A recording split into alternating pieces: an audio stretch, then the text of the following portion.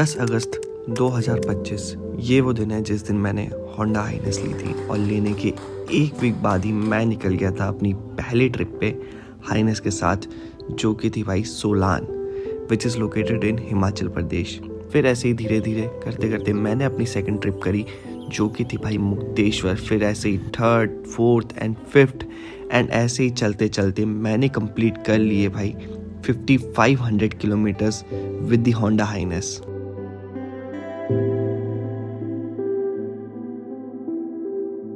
Right, so hello everyone, welcome to the new video. And finally भाई मैंने 5500 kilometres अपनी highness के साथ कंप्लीट कर लिए हैं। तो इस वीडियो में यार आप सबको बताऊंगा कि 5500 किलोमीटर चलाने के बाद मेरा क्या एक्सपीरियंस रहा हाइनेस के साथ। मतलब A to Z आपको बताऊंगा कि मैंने क्या क्या चीजें फेस करी, क्या क्या चीजें मेरे को अच्छी लगी। मतलब 5500 किलोमीटर्स का ओवरऑल मैं आपको रिव्यू दूंगा as an city ride. City ride खैर मैंने इतनी करी नहीं है, सिटी राइड भी यार बट मैंने करी है, बट इतनी ज्यादा नहीं करी बट करी है। तो मैं उसका भी एक्सपीरियंस आपको शेयर करूंगा। बाकी यार आप सब लोग बताओ कैसे हो। I hope you guys are fit and fine. तो चलो वीडियो में आगे बढ़ते हैं। एंड आगे बढ़ने से पहले मैं आपको एक और चीज बताना चाहता हूँ कि यार मैंने इस बाइक की भाई सेकंड सर्विस करा ली है, जो कि 5500 किलोमीटर्स पे ही करानी थी, तो वो कंप्लीट करा लिया मैंने। मैं आपको एक बार उसका ओवरव्यू देता हूँ कि मेरे को कितने की पड़ी है बेसिकली सर्विस वगैरह। तो एक सेकेंड आप भाई ये लिया है मैं स्लिप। टोटल में सर्विस की अगर बात करूं तो मेरे को पड़ी है भाई 2279, जो कि सेकंड सर्विस है। और इसमें मैं आपको एक और चीज बताऊं, इसमें बेसिकली लेबर चार्ज वगैरह इंक्लूड नहीं है, तो ये फ्री सर्विस ही थी। इसके हिसाब से भी काफी महंगे, बट कोई नहीं, अब लिया तो कराना तो भाई मेंटेन तो करना ही है। बाकी यार मैं आप सबको एक और चीज बताता हूँ, लाइक इस सर्विस में क्या क्या चीजें मेरे को मेजरली ज्यादा कॉस्टली पड़ी है। 1299 का इंजन ऑयल, जो कि सिंथेटिक है भाई साहब, बहुत महंगा इंजन ऑयल है यार। 1299 मतलब 1300 ही पड़ी है एक तरीके से। यही चीज थी जो सबसे महंगी है। एंड इसके बाद जो आता है वो है भाई 339 का कॉस्ट आता है इसका चेन लूप में एंड एडजस्टमेंट। ऐसे छोटे मोटे खर्चे हैं। बाकी 145 का अलाइनमेंट वगैरह, बोल्ट रबिंग, ऐसा कुछ।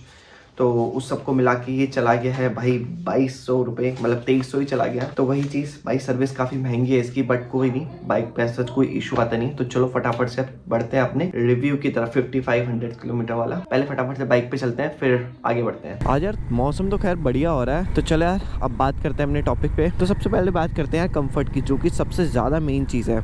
और उसमें भाई मेन चीज़ है अपना पोस्चर। देखो इससे पहले जो बाइक थी मेरे पास वो स्पोर्ट्स सेगमेंट की बाइक थी, तो उसमें काफ़ी लीन होकर चलाना पड़ता था। और जब मैं डायरेक्ट क्रूज़र बाइक पे शिफ्ट हुआ तो भाई पोस्चर का तो बहुत ही ज़्यादा डिफरेंस आ गया मेरे उसमें। तो उस टाइम तो मेरे को काफ़ी ज़्यादा फील हुआ कि भाई पोस्चर तो काफ़ी सही है। बट धीरे धीरे जैसे जैसे मैं इस पोस्चर के साथ थोड़ा हैबिचुअल हुआ, आगे जाके भी अगर मैं बात करूँ हैबिचुअल होने के बाद, तो मेरे को पोस्चर में कोई ऐसी प्रॉब्लम वगैरह फेस नहीं हुई। अगर आप भाई 300-400 किलोमीटर चला रहे हो बाइक के लिए ठीक है, बट ये उसमें भाई एक साथ में स्ट्रेच करके जाना, थोड़ा थोड़ा रुक रुक के जाना। बाकी अगर आपको लग रहा है कि यार पोस्चर अभी भी थोड़ा कम है, मतलब लग रहा है कि हाँ पोस्चर अभी भी थोड़ा सही नहीं है, तो उससे बढ़िया मैं ऑप्शन बताऊंगा भाई, इस पे हैंडल बार राइजर लगा लो, जो कि बेस्ट है भाई। मतलब सही में अगर आपकी हाइट थोड़ी ज़्यादा है तो इसमें हैंडल बार राइजर लगाओ, तो वो है कि आपका पोस्चर जो ऐसा आ रहा है वो थोड़ा हैंडल बार आपका यहाँ पे एडजस्ट रहेगा और आप और कंफर्टेबली फिर इस बाइक को चला पाओगे। बाकी तो मेरे को ऐसा कोई इशू फेस नहीं हुआ। बाकी दूसरी चीज़ भाई सीट कंफर्ट, ये भी भाई सबसे मेन चीज़ है, सीट कंफर्ट। लॉन्ग राइड वगैरह कर रहे हो तो आपकी सीट कंफर्टेबल तो भाई होनी ही चाहिए। मेरे हिसाब से इसकी सीट काफ़ी कंफर्टेबल है, 250-300 किलोमीटर के हिसाब से ठीक है, क्योंकि मैंने इसमें 500 किलोमीटर की भी राइड करी हुई है, 250-300 किलोमीटर वाली भी राइड करी हुई है, तो 250-300 किलोमीटर तक इशू नहीं है। अगर आप रुक रुक के जाओगे, जैसे कि मैंने बोला, अगर आप रुक रुक के जाओगे थोड़ा, मतलब 100 किलोमीटर में 15-15 मिनट का 10-10 मिनट का रेस्ट लेके, कोई इशू ऐसा फेस करने को नहीं मिलेगा। बट अगर आप सिंगल स्ट्रेच में खींचना चाहते हो 200-250 किलोमीटर, तो थोड़ा दिक्कत हो सकती है। तो उस चीज़ को अवॉइड करने के लिए मैं आपको एक सजेशन दूंगा, या तो भाई इसकी सीट पे थोड़ा कुशनिंग वगैरह काम करा लो। अगर आप चाहते हो कि भाई काम ना कराऊं, तो सबसे बढ़िया एक एयर सीट ले लो, जो कि बेस्ट है। क्योंकि कई सारे लोगों का होता है वो सीट कटवाना वगैरह नहीं चाहते, कुशनिंग वगैरह नहीं कराना चाहते, तो एक एयर सीट ले लो, बढ़िया काम आ जाएगा। और वो आपकी किसी और बाइक पे भी लग जाएगा। कभी आपका प्लान बनता है बाइक चेंज करने का, तो वो एयर सीट आपकी उस बाइक पे भी काम आ जाएगी। तो ये फ़ायदा है भाई एयर सीट का। बाइक यार काफ़ी सारे लोग सोच रहे होंगे कि मैंने क्यों नहीं कराया अभी तक ये काम, तो मेरे केस में तो भाई ये मैनेजेबल है। अगर आप मैनेज कर पाओ तो ज़रूरत नहीं है सच। तो ये तो खैर बात हो गई अपनी कंफर्ट की। तो चलो अब बात करते हैं भाई राइडिंग एक्सपीरियंस की। तो देखो राइडिंग एक्सपीरियंस का अगर मैं आपको क्लियरली बताऊँ सिटी के हिसाब से, तो सिटी में भाई आपको ऐसा कुछ इशू आने नहीं वाला, मतलब बिल्कुल भी नहीं। मैं अभी जो है रेगुलरली थोड़ा ऑफिस जा रहा हूँ, तो मेरे को मतलब 1-1.5 हफ्ते से मैं रेगुलरली जा रहा हूँ, तो मेरे को ऐसा कोई इशू वगैरह नहीं आया भाई इसको, ना ट्रैफिक में लेके ना कुछ। मतलब इसका आप क्लच की बात करोगे ना, क्लच बहुत ही ज़्यादा स्मूथ है। देखो लाइट वेट भाई, एक ही उंगली से आप कर सकते हो। तो ट्रैफिक में तो ये चीज़ बहुत काम आती है, अगर आपका लाइट क्लच है तो बहुत ही ज़्यादा काम आती है।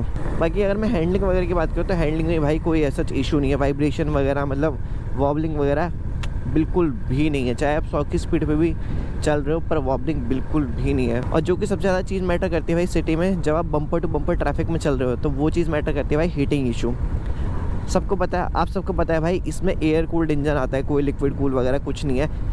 तभी भाई इस बाइक पे हीटिंग इशू बिल्कुल भी नहीं है, आपको पैर पे फील तक नहीं होगी हीट। तो ये चीज़ ज़्यादा अच्छी है, क्योंकि 350 सीसी की बाइक है, थोड़ा बहुत हो ही जाता है हीटिंग वगैरह, बट इसमें बिल्कुल भी नहीं है भाई। मैंने तो अभी तक फेस नहीं करा है, फ्यूचर में देखते हैं अगर ऐसा कुछ होता है डेफिनेटली मैं वो चीज़ आपको बताऊंगा। एंड जो इसका लॉन्ग राइड का एक्सपीरियंस है मेरा, तो भाई अभी मैं इसको 5500 किलोमीटर चला ही चुका हूँ। जैसे कि मैंने बताया भाई 5500 किलोमीटर्स मैंने इस बाइक पे कवर कर लिए हैं। तो लॉन्ग राइड के एक्सपीरियंस के हिसाब से कंफर्ट की तो मैंने आपको बात बताई दी। एंड अगर क्रूज़ स्पीड की बात करूं तो भाई इसका लगभग आप क्रूज़ स्पीड मान के चलो, अगर आप 80 से 90 के बीच, 80 से 95 के बीच चलाते हो तो आपको बिल्कुल बढ़िया तरीके से चलेगी है बाइक। अगर आप 80 to 90 के बीच चलाते हो तो इको मोड में भी बढ़िया चलती है बाइक। 80 to 90 के बीच चलाओगे ना तो आपको ये माइलेज भी अच्छा खासा निकाल के देगी।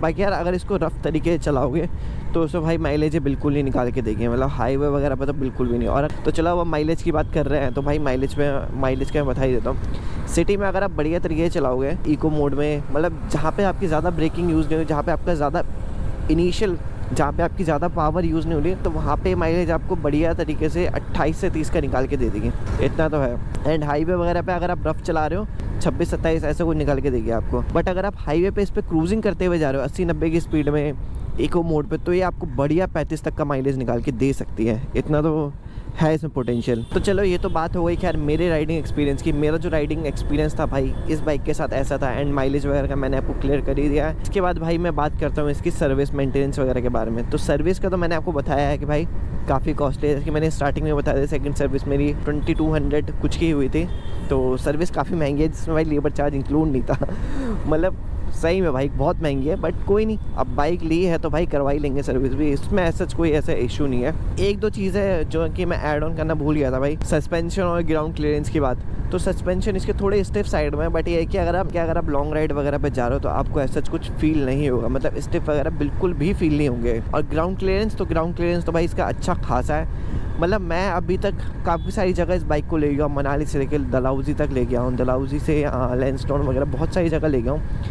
बट आज तक भाई रिकॉर्ड रहा है कि ये बाइक कभी नीचे से कहीं पे टच नहीं हुई है, मतलब ना ब्रेकर पे हुए सिटी में, ना कहीं पहाड़ वहाड़ पे, कहीं ऑफ रोडिंग वाले एरिया में कहीं टच नहीं हुई। रियल लाइफ एक्सपीरियंस की बात करूँ तो मेरे हिसाब से भाई ग्राउंड क्लियरेंस अच्छा है, काफ़ी अच्छा है। एंड आप अपनी तरफ से क्या क्या चीज़ें इस बाइक को मेंटेन करने के लिए कर सकते हो।